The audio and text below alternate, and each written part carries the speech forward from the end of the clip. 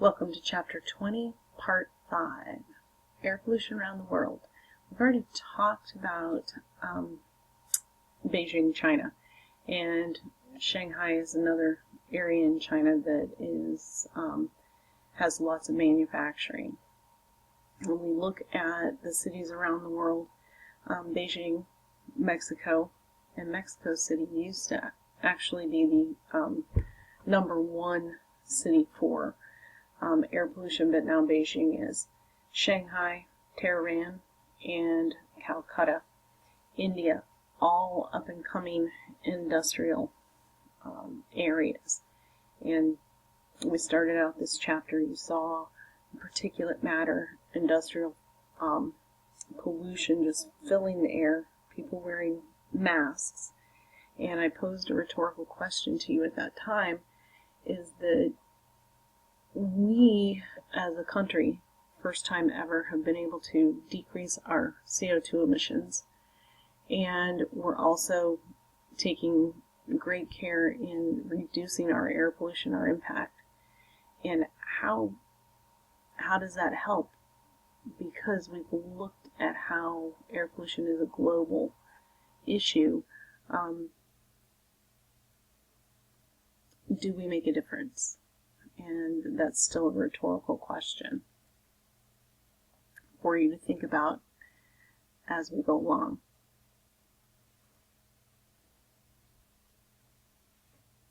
Just looking at Mexico City, just to give you an idea how bad the air is, and this is not as bad as Beijing. It's like smoking 2 packs of cigarettes a day. So, not healthy for you at all. Going to definitely decrease your livelihood, your life expectancy, I should say,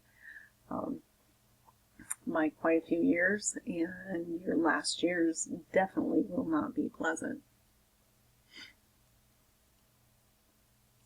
We have a problem. Here's LA again in this PowerPoint, and talking about on an air quality alert, and now they've cleaned up the air so that they have about 45 days a year on this alert. So it's better than every day a year being on the alert.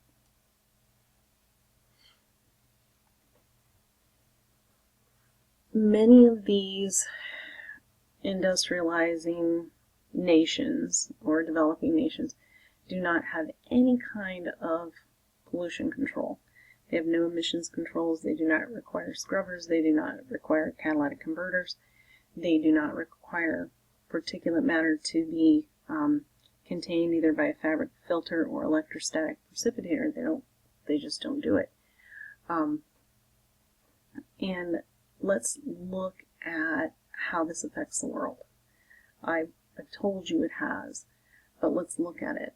This is called global distillation effect. And you've seen a graph similar to this when we looked at how wind is created. And so you saw the cells that were created and movement of the air. Well, this is also getting trapped in those cells. It moves particulate matter. It moves air pollution, the gases, around the globe. Particularly, I want to talk just at this point what's happening to glaciers. Not only is global temperature increasing because we have more carbon in the atmosphere, but also the glaciers are getting dirty. And think about white versus black in albedo. You have this beautiful white sparkly snow that has a very, very high albedo, but think black asphalt. Well, now these beautiful glistening ice glaciers are dirty, so they melt faster.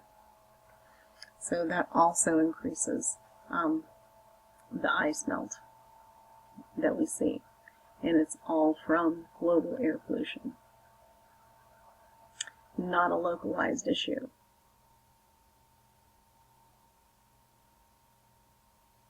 Again, how do you improve it? Reduce sulfur content. That's going to decrease acid rain, federal emission standards, and require emissions testing.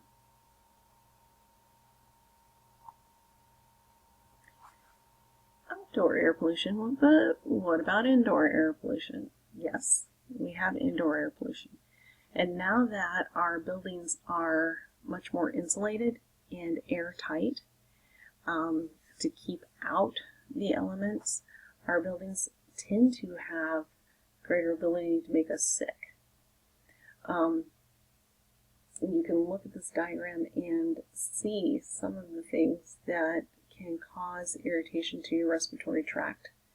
Could in a large amount kill you if you're not careful. I want to talk about asbestos and radon because those are two that could be on the exam. Radon is actually, if you look up right here, it's from uranium, and uranium is natural in the soil in some areas, and uranium is a radioisotope, therefore it breaks down, and radon gas is emitted from the breakdown of uranium. And so in some areas, upper area of New York and Pennsylvania and different areas, but those in particular that I'm remembering, have a problem, and people have radon detectors in their homes, just like smoke detectors. And radon is odorless. It's just like carbon monoxide. You don't know you're getting poisoned and until it's too late. So that is an issue. Again, it's a colorless, odorless gas. Asbestos, we used asbestos in insulations, in, as it says here, tile. And asbestos is a very, very fine, almost like a fiberglass fiber. It's very, very good at insulating and containing temperature. But when it gets in the air, it's such a fine particulate and it gets into your lung, it's like glass. That's why I say it's like fiberglass. And when it gets into your lungs, then it can cause lesions, little sliver cuts in your lungs. And what happens is when that heals, lung tissue never heals correctly, and it will scar. And this can be an area, this will be an area that does not allow gas exchange, so oxygen, carbon dioxide, because it's too tough. And it can be an area that will absolutely start abnormal cell growth and possibly lead to lung cancer. So it's something that you want to be very wary of. We used to take insulate, when we knew there was asbestos insulation used, they used to put a big hazmat tent over it and take it out of buildings. Well, now, thought process is you're probably getting more people exposed to higher levels of asbestos when you're trying to clean it up. Leave it in the building for as long as the building's going to be there, because it is behind walls, underneath its ceilings, and not exposed to the general air. So people really, it shouldn't be a hazard to them since it's all bound up. Once that it gets out in the open, that's when it becomes an issue. So at this point, we're not taking anything out if it's already installed.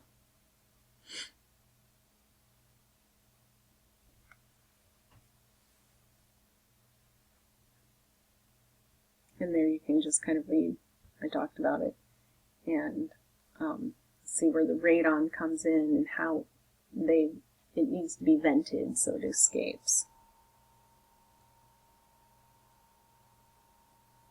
also, we don't think about noise necessarily as being pollution. You hear about noise being pollution to